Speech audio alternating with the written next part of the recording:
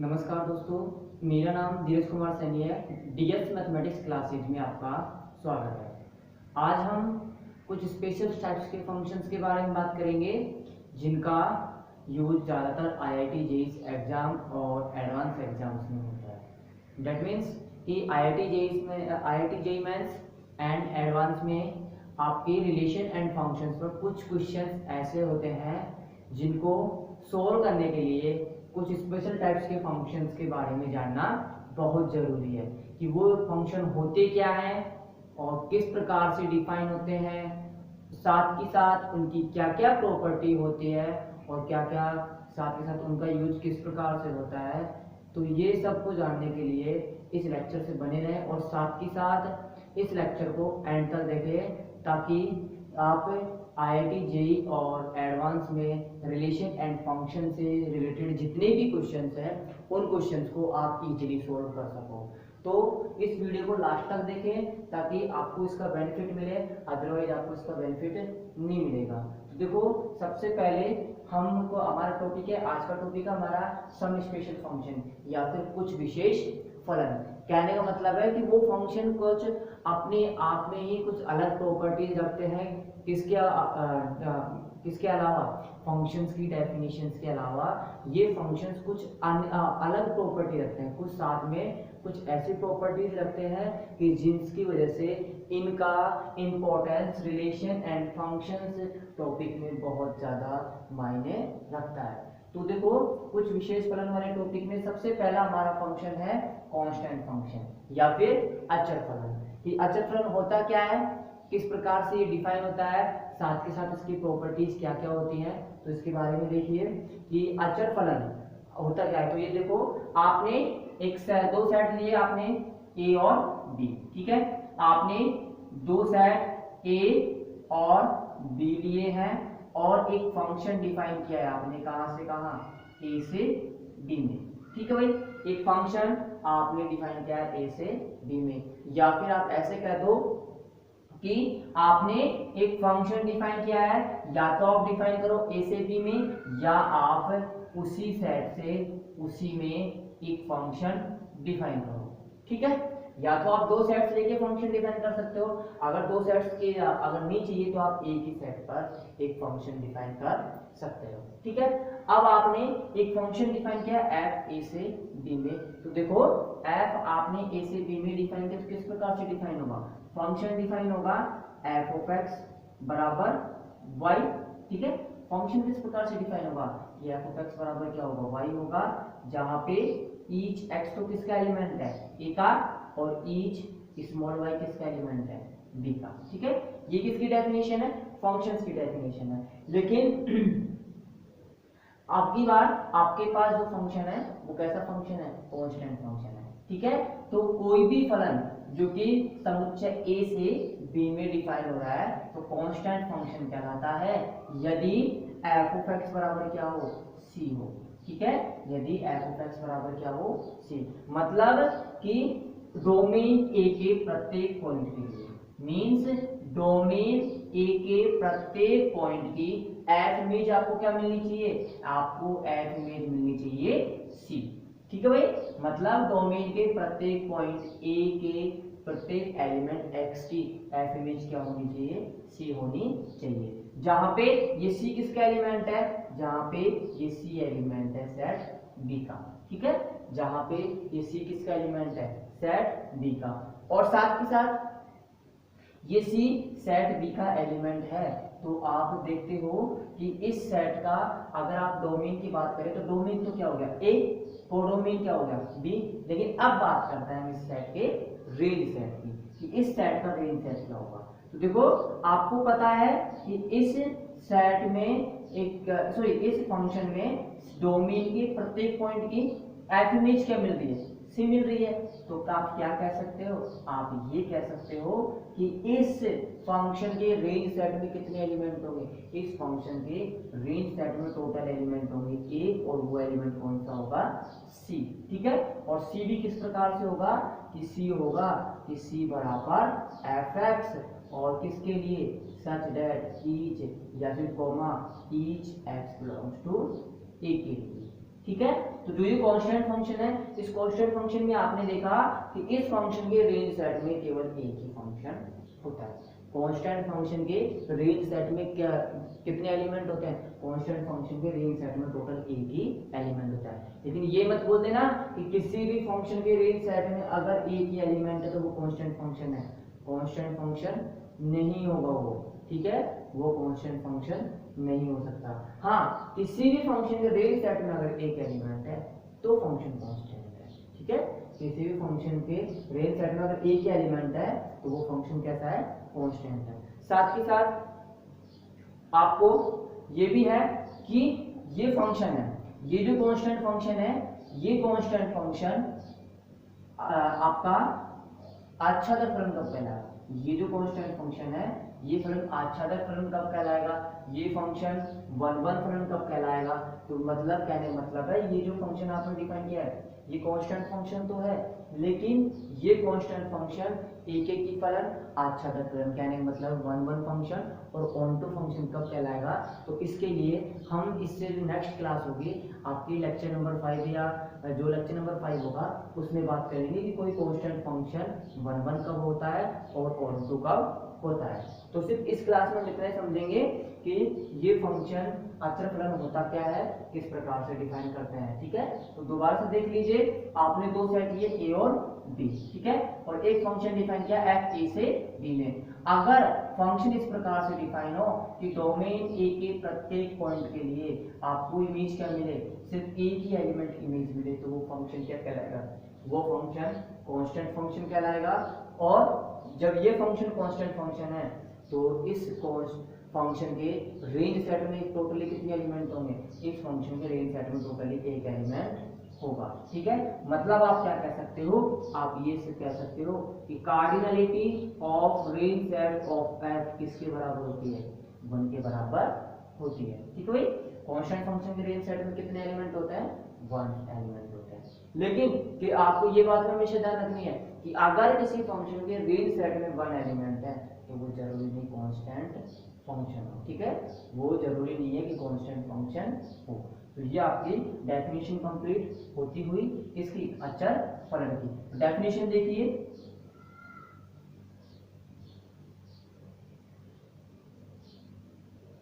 माना एफ समुच्चय ए से, माना एफ समुच्चय ए से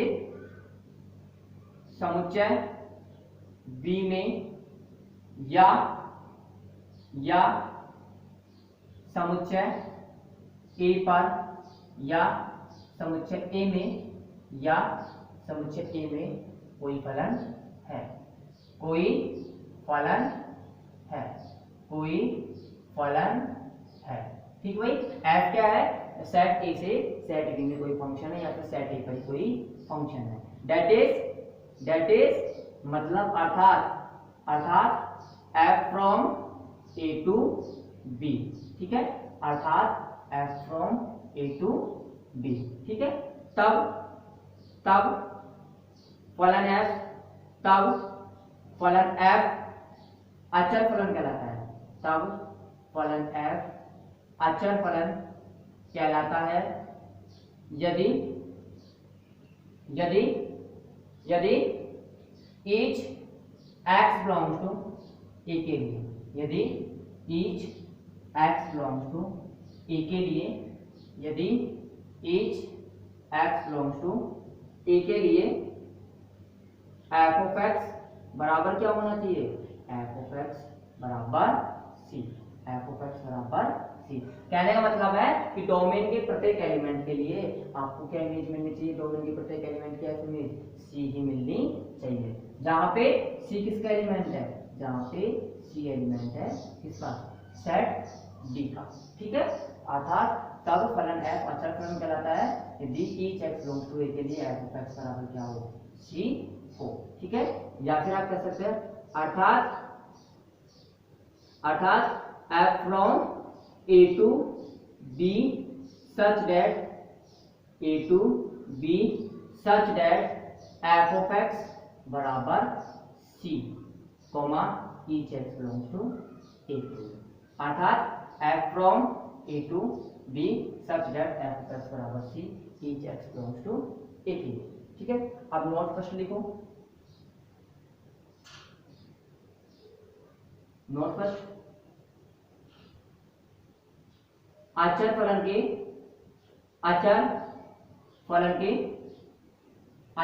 के परिसर समुच्चय में केवल एक अवयव होता है।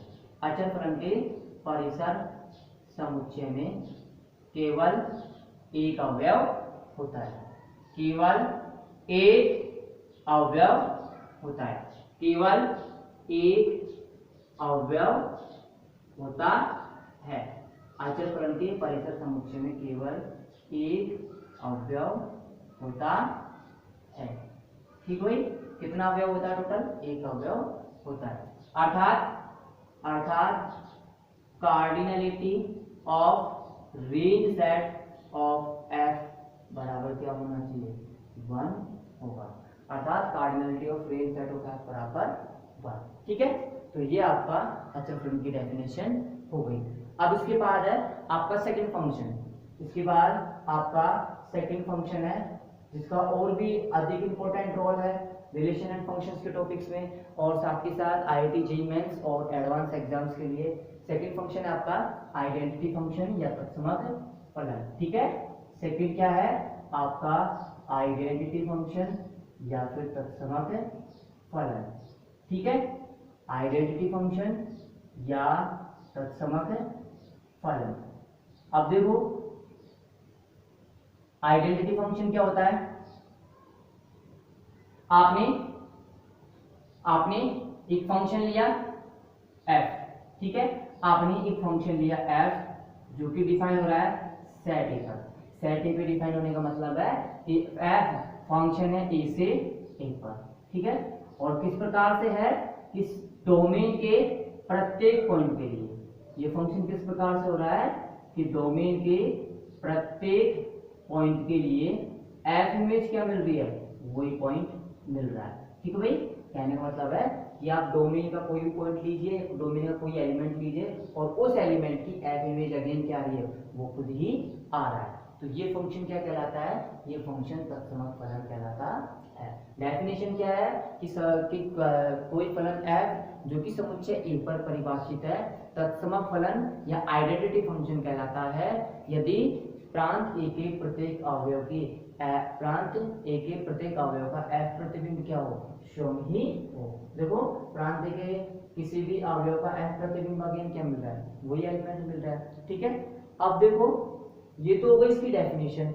अब इसको व्यक्त किससे करते हैं? इसको व्यक्त करते हैं I ऑफ A से। ठीक है, किससे व्यक्त करते हैं इस फंक्शन को? I ऑफ A से व्यक्त करते हैं। A का मीनिंग क्या है?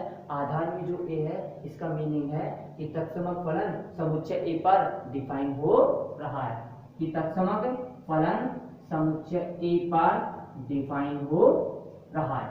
ठीक है, अब देखो तत्समक फलन समुच्चय A पे डिफाइन हो रहा है, तो अब हम किसकी बात करते हैं? इसके डोमेन की बात करते हैं, कोडोमेन की और रेंज सेट की बात करते हैं। ठीक है, तो देखो आपको से ये तो दिखाई दे रहा है क्लियरली कि फंक्शन का डोमेन और कोडोमेन तो क्या है? सेट ए ही है। फंक्शन का डोमेन और कोडोमेन तो सेट ए है। अब आप ये चीज देखो कि फंक्शन में रेंज सेट क्या होगा? फंक्शन के रेंज सेट में कौन से एलिमेंट होंगे? फंक्शन के रेंज सेट में ये x होंगे। ठीक है, ये x क्या है? ये अपनी स्वयं की इमेज है। ठीक है, ये x क्या है? ये स्वयं की f इमेज है। तो आप देखते हो कि each x belongs to a के लिए f of x बराबर x है। कहने का मतलब है कि प्रांत A के प्रत्येक अवयव की f इमेज वो स्वयं आ रही है। मतलब इन x का अगर आप करेक्शन करते हो तो ये अगेन किसके बराबर आता है? ये अगेन सेट A के बराबर आता है। सेट A के बराबर आता है तो आप क्या कह सकते हो कि इस फंक्शन के लिए डोमेन, कोडोमेन और रेंज सेट तीनों बराबर होते हैं। हमेशा ध्यान रखने योग्य बातें हैं कि तत्समक फलन में हमेशा ध्यान रखने योग्य बात यह है कि जब भी आप तत्समक फलन डिफाइन कर रहे हो तो आपको हमेशा ध्यान रखना है कि तत्समक फलन का डोमेन, कोडोमेन और रेंज सेट तीनों इक्वल होते हैं। ठीक है भाई, तत्समक फलन का डोमेन, कोडोमेन और रेंज सेट तीनों के तीनों क्या होते हैं? इक्वल होते हैं। आप देखो इसको व्यक्त किससे करते हैं, आई ऑफ ए से, और आपको पता है कि इस फलन के लिए इसका डोमेन और कोडोमेन और रेंज क्या होता है, सेम ही होता है। तो हमेशा ध्यान रखना डोमेन ऑफ आई ए बराबर रेंज ऑफ आई ए बराबर कोडोमेन ऑफ आई ए। ठीक है भाई, कोडोमेन ऑफ आई ए। ठीक है, ये आपको याद रखने योग्य बात है, ये इंपॉर्टेंट नोट है कि तत्सम फलन का डोमेन रेंज और कोडोमेन क्या होता है, समान होता है।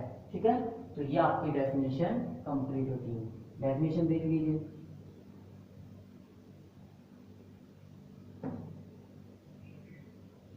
माना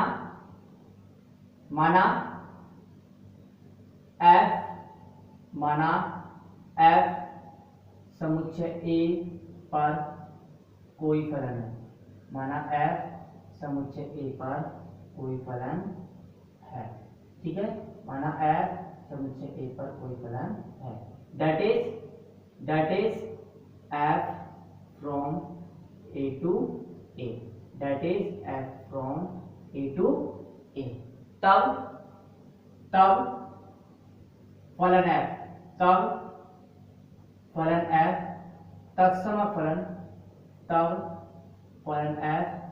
तत्समक फलन कहलाता है, तब फलन f तत्समक फलन कहलाता है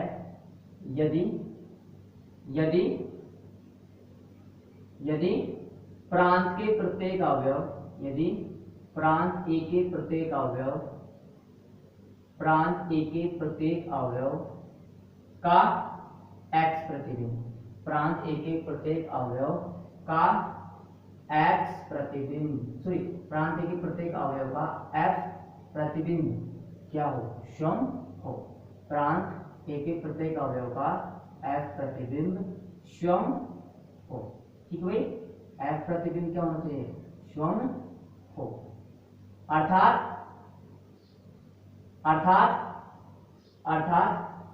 f of x बराबर x, किसके लिए, each x belongs to A के लिए, अर्थात f of x बराबर x, each x belongs to A के लिए, that is f from A to A, that is f from A to A such that f of x बराबर x, each x belongs to A के लिए। ठीक है, अर्थात f क्या है, A से A में कोई फलन है, और किस प्रकार से कि f of x बराबर x, और किसके लिए, डोमेन के प्रत्येक पॉइंट्स के या डोमेन के प्रत्येक एलिमेंट के लिए। ठीक है, तो ये किसकी डेफिनेशन हो गई, ये डेफिनेशन हो गई आइडेंटिटी फंक्शन है तत्समक फलन की। अब देखो इसके बाद एक नोट देखिए, नोट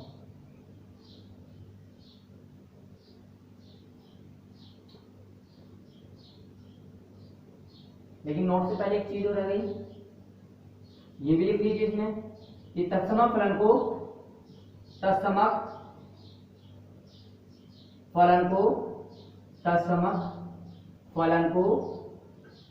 I ऑफ A से व्यक्त करते हैं, तत्समक फलन को I ऑफ या I A से व्यक्त करते हैं।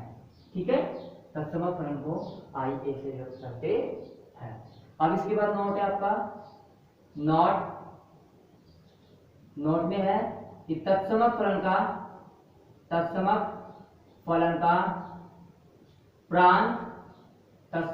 का प्रांत, सहप्रांत और परिसर, तत्समक फलन का प्रांत, सहप्रांत और परिसर हमेशा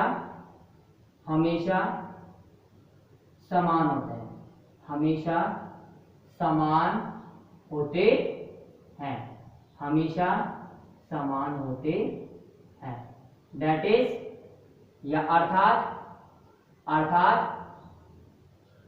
अर्थात डोमेन ऑफ f बराबर रेंज ऑफ f बराबर कोडोमेन ऑफ f। ठीक है, कि फलन f का प्रांत, सहप्रांत और परिसर समुच्चय समान होते हैं। ठीक है, अब इसके बाद है आपका नेक्स्ट फंक्शन है, वो है इक्वल फंक्शन या फिर तुल्य फंक्शन। ठीक है, नेक्स्ट जो फंक्शन है वो आपका है इक्वल फंक्शन।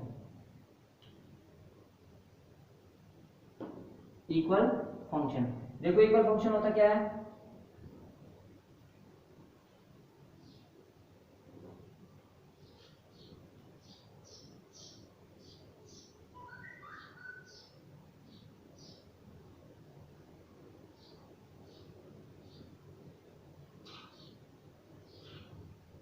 इक्वल फंक्शन या फिर तुल्य फंक्शन, तुल्य फंक्शन फलन। देखो भाई, आपने दो सेट ले लिए ए और बी। ठीक है, आपने दो सेट ए और बी ले लिए, साथ के साथ आपने दो फंक्शन डिफाइन किए, एक तो एफ कहां से कहां, ए से बी में, और एक आपने फंक्शन डिफाइन किया जी कहां से कहां, सेट ए से सेट बी में। ठीक है, आपने एक फंक्शन तो ए से बी में डिफाइन किया, और सॉरी एक फंक्शन एफ तो ए से बी में डिफाइन किया, और दूसरा फंक्शन जी भी कहां से कहां डिफाइन किया, सेट ए से सेट बी में। ठीक है, अब देखो ये दोनों फंक्शन एफ और जी समान फलन कहलाते हैं, या एफ और जी तुल्य फलन कहलाते हैं। ठीक है, एफ और जी तुल्य फलन कहलाते हैं यदि एफ और जी तुल्य फलन कहलाते हैं यदि तीन कंडीशन है कि एफ जो फंक्शन है एफ और जी तुल्य फंक्शन कब कहलाएंगे, इसकी तीन कंडीशन है कि फलन एफ और जी का डोमेन सेम होना चाहिए, मतलब प्रांत, फलन एफ और जी का कोडोमेन भी सेम होना चाहिए, मतलब सहप्रांत भी सेम होना चाहिए। तो यहाँ पे सहप्रांत क्या है, दोनों का समुच्चय बी, और प्रांत क्या है, समुच्चय ए। और तीसरी बात कि एफ ऑफ एक्स बराबर क्या हो, जी ऑफ एक्स। ठीक है, थर्ड क्या होना चाहिए, थर्ड होना चाहिए कि एफ ऑफ एक्स बराबर जी ऑफ एक्स, मतलब ये कह सकते हो एफ ऑफ एक्स बराबर जी ऑफ एक्स होना चाहिए, लेकिन किसके लिए, डोमेन के प्रत्येक एलिमेंट्स के लिए। ठीक है, तो ये भी बताएंगे कैसे। तो देखो एफ और जी तुल्य फलन कहलाते हैं यदि डोमेन ऑफ एफ किसके बराबर होना चाहिए, डोमेन ऑफ जी के। ठीक है, एफ का डोमेन किसके बराबर हो, जी के डोमेन के। सेकेंड, एफ का कोडोमेन बराबर होना चाहिए जी के कोडोमेन के। ठीक है, एफ का डोमेन किसके बराबर होना चाहिए, जी के कोडोमेन के बराबर होना चाहिए। और थर्ड कि एफ ऑफ एक्स बराबर क्या हो, G of X. F of X बराबर जी ऑफ एक्स किसके लिए, each X belongs to A के लिए। कहने का मतलब है कि प्रांत ए के प्रत्येक अवयव का इन दोनों फलनों में प्रतिबिंब क्या होना चाहिए, सेम होना चाहिए। मतलब प्रांत का ए का आप कोई सा भी अवयव लीजिए, आपने अवयव ले लिया एक्स, और उस अवयव एक्स का इन दोनों फलनों में प्रतिबिंब क्या होना चाहिए, सेम होना चाहिए। तो एफ ऑफ एक्स बराबर क्या होना चाहिए, जी ऑफ एक्स होना चाहिए। लेकिन ये किसके लिए सत्य होना चाहिए, प्रांत ए के सभी अवयवों के लिए होना चाहिए। ऐसे नहीं कि प्रांत ए के एक अवयव के लिए ही एफ और जी में प्रतिबिंब समान है और बाकी के लिए नहीं है। ए के प्रत्येक अवयव का एफ और जी में प्रतिबिंब समान होना चाहिए, तब जाके आप कह सकते हो कि दोनों फंक्शन क्या है, दोनों फंक्शन तुल्य फंक्शन है या फिर समान फलन है। ठीक है, और इसको किस प्रकार से व्यक्त करते हैं, इसको प्रकार व्यक्त करते हैं दोनों फंक्शन को कि f बराबर g से, या f ऑफ x बराबर g ऑफ x। ठीक है, f बराबर g या f ऑफ x बराबर g ऑफ x से। तो डेफिनेशन देख लीजिए इसकी।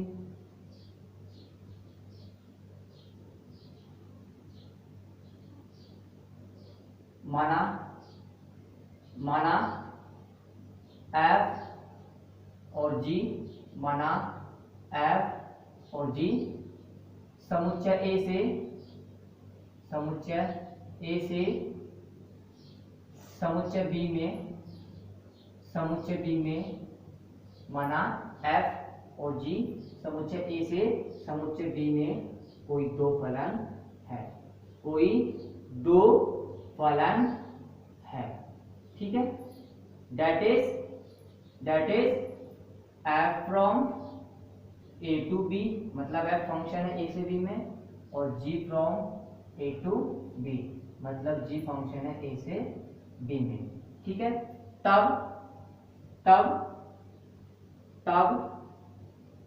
फलन f तब फलन f तथा g, तब फलन f तथा g तुल्य फलन कहलाते हैं। तब फलन f तथा g तुल्य फलन या समान फलन कहलाते हैं। तुल्य फलन या समान फलन कहलाते हैं